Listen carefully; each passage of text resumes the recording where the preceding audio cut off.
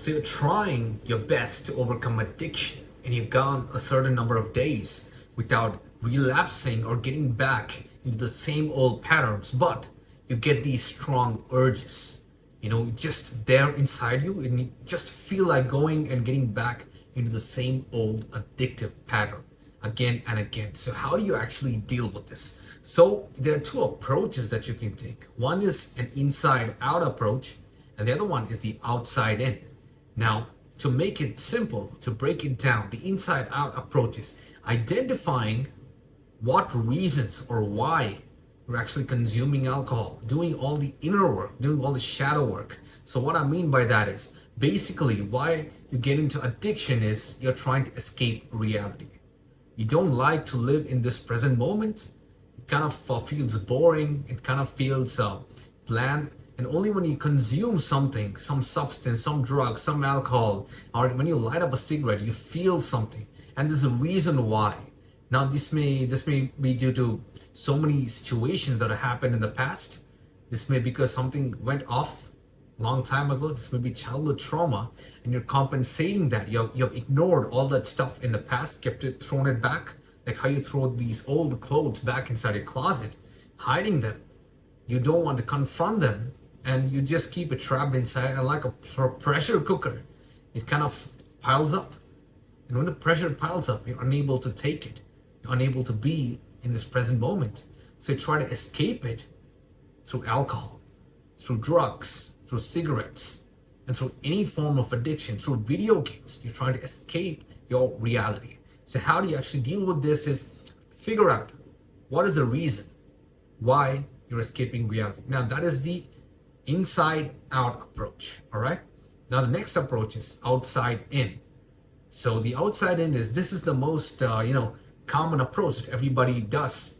If you're trying to quit cigarettes, if you get the urge to smoke a cigarette or get drunk, do 20 push-ups, do 50 push-ups. This is the advice you're in the internet, but it actually works, because when you're distracting yourself, getting that urge, you kind of pump oxygen in your brain. You're pumping iron when you're doing 20 push-ups continuously.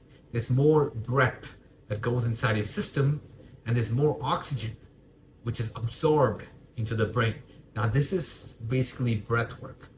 Now if you go the hardcore fitness gurus, or the hardcore guys who are like no, hustle, they may say push-ups. If you go too much on the spiritual side, they'll say breath work.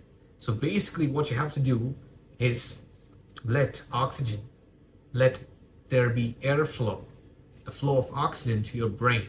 Why that happens is because when you're in this addictive state, when the urge arises, you're not basically thinking. The thinking part of your brain is somehow dormant. That's the prefrontal cortex. This is responsible for your decision making. Or every time you make a smart decision, every time you're contemplating, there's logic and reasoning, and you're like, yes, I decide on this, I decide on that. That is your prefrontal cortex that is working. So when you're made a habit of consuming alcohol, doing drugs, or lighting up a cigarette, it's your limbic system that's acting up. That's your not what do you call the impulse part of your brain. It's impulsivity. You've made it a habit because you don't think about breathing. You're not making any decision like, okay, I have to breathe, I have to stop breathing. You're not making any decision. You're not focusing so much while you're trying to walk or while you're trying to run, because you made that as a habit, and it happens so unconsciously. That's your limbic system that is taking over. So in this addiction, getting out of addiction, what you have to do is make sure you're not thinking from your limbic system. Is make sure you're not acting out of impulsivity.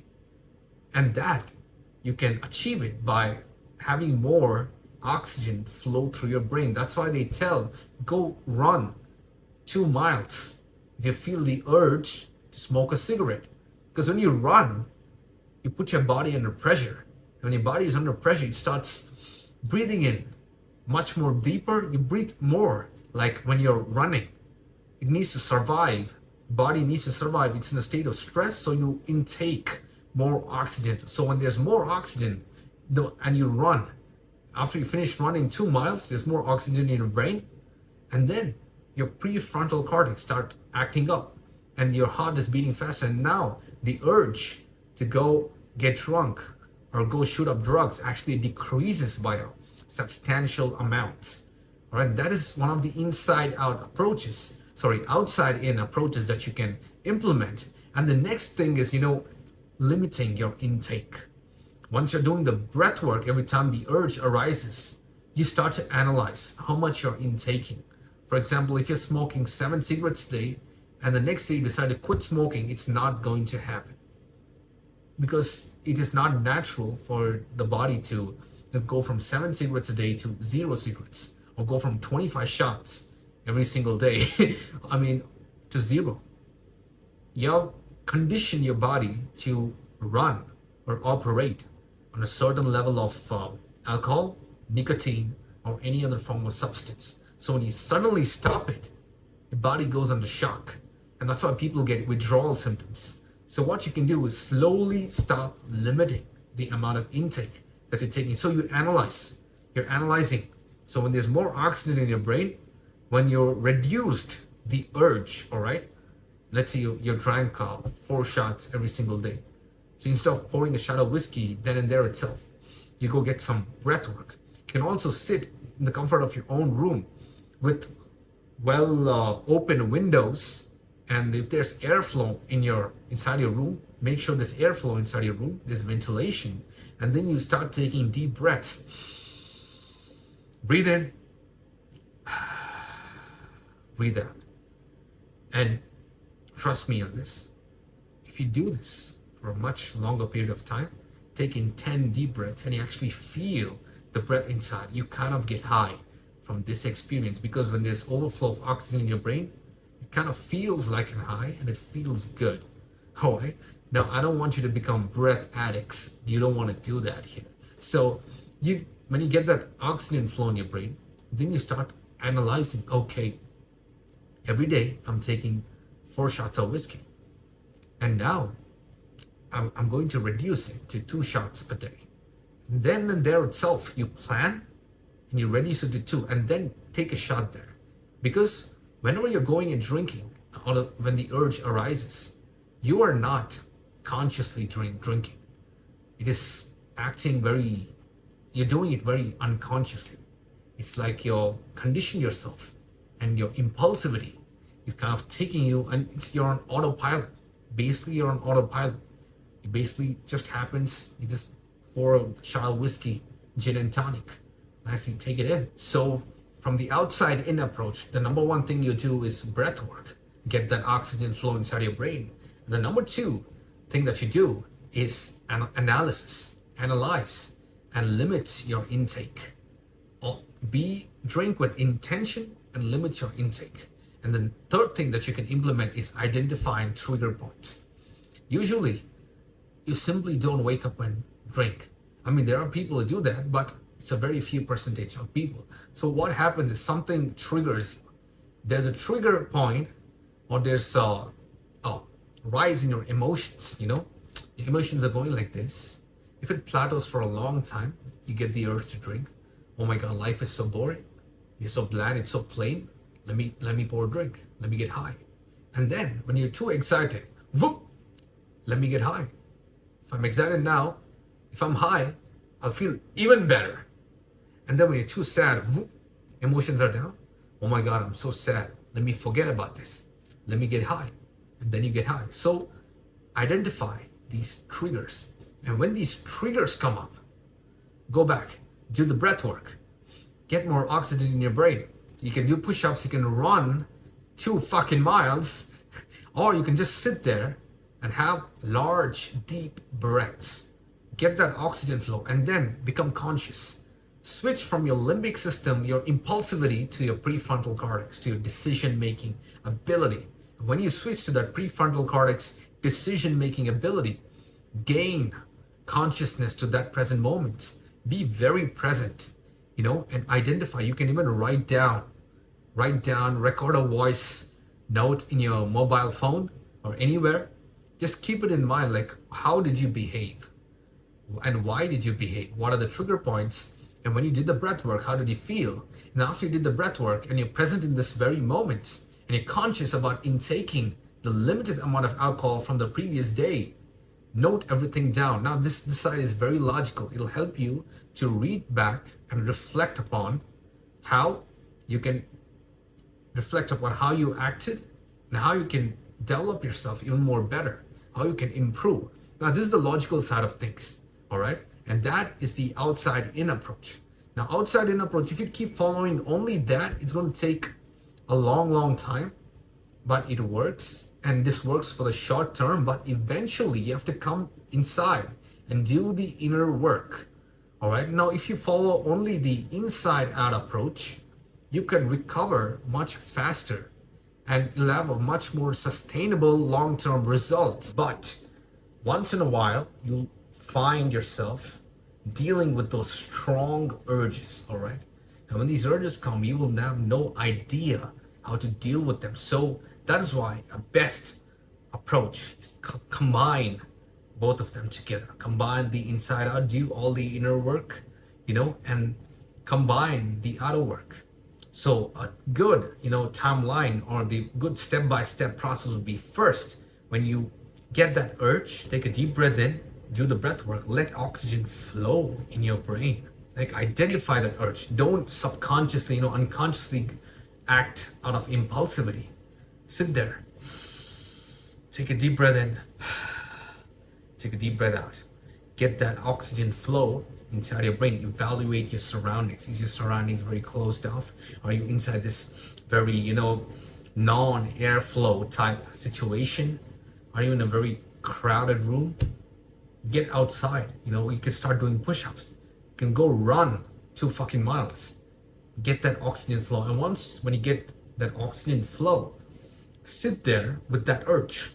You will still have that urge, like it would have reduced on a substantial amount, and your oxygen flow will go inside your brain and activate that prefrontal cortex and the decision-making ability that you have. And then you sit there with that urge. Don't light up that cigarette yet. Don't pour that shot of whiskey yet. Don't consume any sort of drugs yet. Wait 5 to 10 minutes. Sit with that urge, let that urge settle it, and be very aware, present, conscious, and how you're reacting towards it. Right? And this is where you can analyze, identify the trigger points and what got you there. When you identify the trigger points and what got you there, then you can consume whatever you're consuming in limitation. Well, this is a step-by-step process. You cannot stop it, as I mentioned before, immediately. If you're an excessive addict or some substance, just shutting down immediately is going to mess it up. Now my camera just went down, so as I hit the table very hard. So that is the thing. You just have to limit it step by step.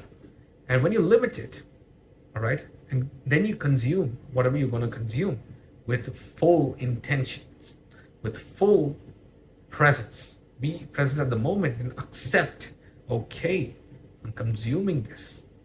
This is how it's going to make me feel. And then after you consume it, then the next day, look back on the things that you noted down.